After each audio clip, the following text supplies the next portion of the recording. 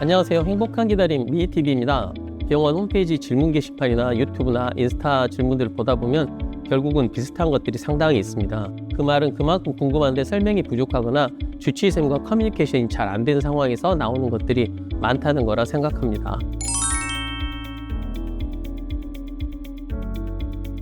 요즘 화제인 챗봇에게도 한번 물어봤습니다. 그랬더니 저와 비슷한 생각을 가지고 있다고 하네요. 일단 체외 수정은 많은 개인에게 매우 감정적이고 도전적인 과정일 수 있습니다. 체외 수정은 여러 가지 의료 절차, 재정적인 고려사항, 감정의 기복이 수반되기 때문입니다. 정리해보면 체외 수정 환자가 직면할 수 있는 일반적인 스트레스 요인은 다음과 같습니다. 먼저 불확실성입니다. 체외 수정은 성공이 100% 보장된 과정이 아니며 환자들은 체외 수정이 그들에게 효과가 있을지, 성공할 수 있을지에 대해 늘 불확실성에 직면하게 됩니다. 치료의 성공률, 다태 임신이나 유산의 가능성, 또는 그 과정에서 합병증의 가능성에 대한 우려 등 과정과 결과에 여러 변수가 있을 수 있다는 점이 참 힘든 문제가 되겠습니다. 두 번째로 재정적인 면입니다. 정부가 지원을 해주고 의료보험이 되기는 하지만 체외 수정 자체는 매우 비용이 많이 드는 과정일 수 있으며 특히 보험이 적용되지 않는 경우 환자들은 치료 비용에 어려움을 겪을 수 있습니다. 우리나라에서는 현재 회수 제한이 있기 때문에 이 점은 반드시 없어져야 할 것이라 저는 생각합니다.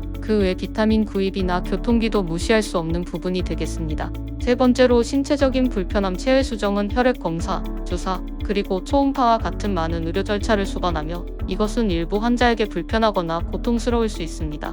네 번째로 감정적 긴장입니다. 체외 수정은 매우 감정적인 과정일 수 있고 환자들은 슬픔, 좌절, 불안 또는 절망감을 경험할 수 있습니다. 임신하려는 압박은 또한 관계를 긴장시키고 사회적 고립을 초래할 수 있습니다. 그리고 시험관하기 시술이라는 것은 단지 4주간의 치료 기간뿐만 아니라 잠재적으로 봤을 때 수년간의 실망과 희망 사이에 그 어디쯤에서 헤매는 고통일 수 있습니다.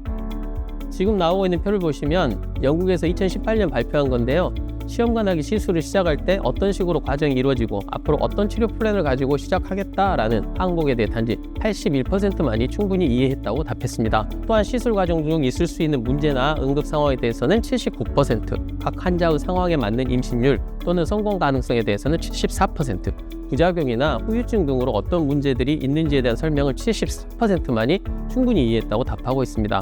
어떻게 잘 이해하지 못하는 상황에서 어떤 문제가 생기거나 실패하거나 맘카페 등에서 어떤 사람들은 이렇게 해서 됐다네 이런 소리라도 들으면 불안감만 증폭되고 걱정만 많아질 뿐입니다. 물론 그런 주관적인 경험이나 타 병원의 시술 방법은 개인화된 것이니 너무 신경 써서도 안 되겠지만 주치의와 의료진도 잘 설명하고 충분히 소통해서 환자 부부의 불확실성을 개선하고 최소화할 수 있도록 노력을 해야 한다는 점을 이 그림이 보여주고 있다고 생각합니다. 마지막으로 내원에 필요한 일정으로 인해 생기는 문제입니다. 시험관하기 시술하다 보면 일과 사생활에 지장을 줄 수 있는 정기적인 예약과 시술 과정 진행을 위해 미리 일정을 짤 수 없는 예측이 불가능한 상황이 생기거나 또는 생각보다 자주 시간이 많이 걸리기도 합니다.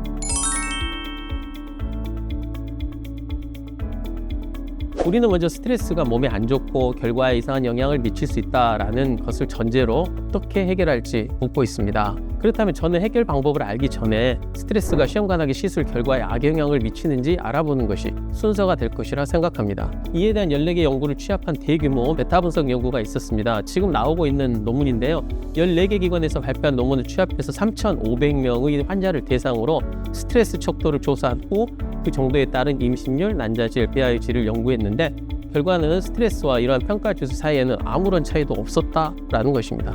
즉 스트레스가 임신에 별 영향을 주지 않는다라는 것인데요. 다행인 결과이긴 합니다만 그래도 웬만하면 스트레스를 받지 않도록 하는 노력도 필요하겠죠. 의사들 만나면 가끔 마음 편히 가지고 다니세요 라는 말씀들을 하시는데 따님이 종양이나 신경과적인 질환같이 질병이라고 생각하면 이 말 자체는 병이 있는데 마음을 편하게 먹을 수 없는 상황에서는 불가능한 것을 하라고 하는 것과 같습니다.